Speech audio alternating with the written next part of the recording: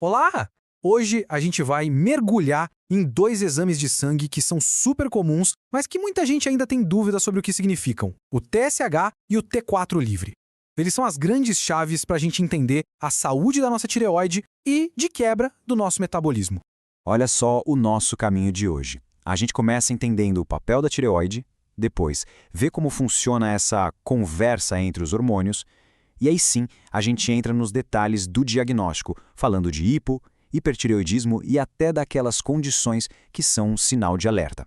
Então, para começar, vamos dar uma olhada na grande protagonista dessa história toda, a glândula tireoide. Essa é a pergunta de $1 milhão, né? Como é que dois marcadores, que a gente mede num exame de sangue super simples, conseguem contar uma história tão detalhada sobre o ritmo do nosso corpo? É isso que a gente vai descobrir. E aqui está ela. Essa pequena glândula com esse formato charmoso de borboleta é uma verdadeira central de comando.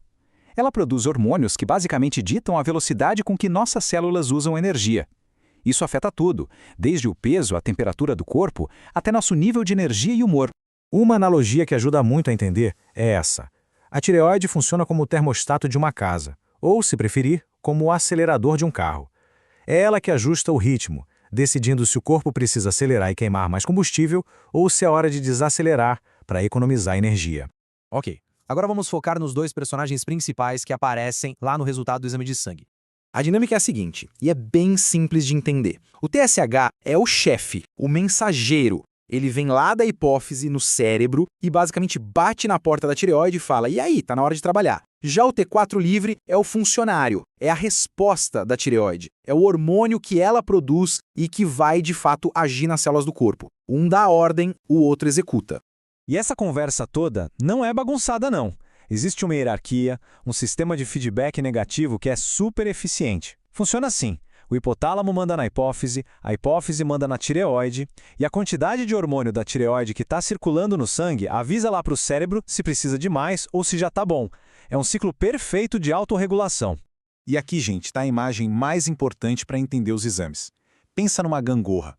Se um lado sobe, o outro inevitavelmente desce. Se a tireoide está produzindo pouco T4, o cérebro percebe e aumenta o TSH para estimular mais. Ou seja, T4 baixo, TSH alto.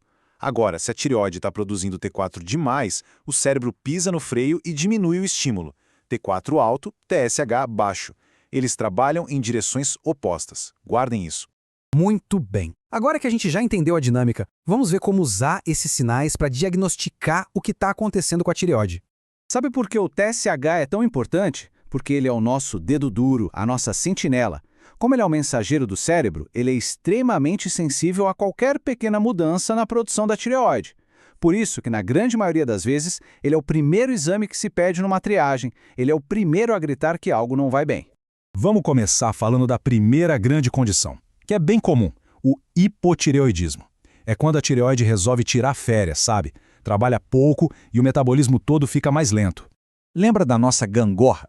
No hipotireoidismo, a tireoide está preguiçosa, produzindo pouco T4. O que isso pode causar? Cansaço, ganho de peso, sensação de frio. E como o corpo reage? A hipófise começa a gritar cada vez mais alto, liberando muito TSH para tentar acordar a tireoide. Por isso, o padrão clássico no exame é esse: TSH lá nas alturas e o T4 livre lá embaixo.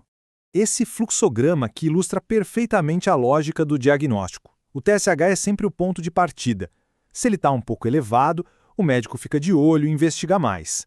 Mas quando o TSH está bem alto, como diz aqui, geralmente acima de 10, aí não tem muita dúvida. O diagnóstico de hipotireoidismo fica claro e já se pensa em tratamento. Mas por que isso acontece? A causa número 1, disparada, é a tireoidite de Hashimoto. É uma condição autoimune, ou seja, o próprio corpo cria anticorpos que atacam e vão destruindo a tireoide aos poucos. Outras causas podem ser tratamentos médicos anteriores, como iodo radioativo, ou até o uso de alguns remédios. Beleza? Agora vamos virar a moeda e falar do cenário oposto, o hipertireoidismo. Aqui a tireoide está com a corda toda, hiperativa, e o metabolismo acelera de um jeito que não devia. De volta para a gangorra.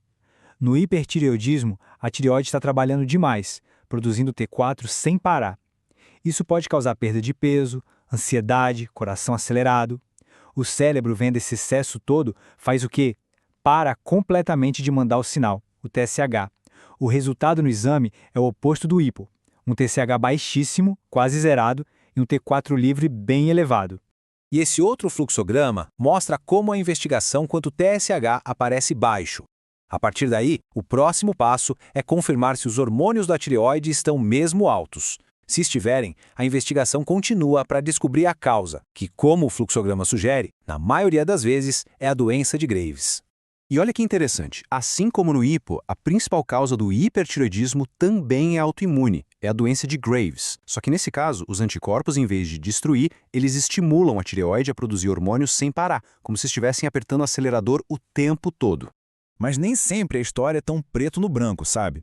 Às vezes, os exames mostram um desequilíbrio que ainda está no comecinho, antes da doença se manifestar com tudo.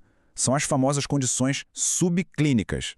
Nessas condições, o nosso sentinela, o TSH, já está alterado. Ele já está apitando, mas o corpo, num esforço, ainda consegue manter o T4 em níveis normais.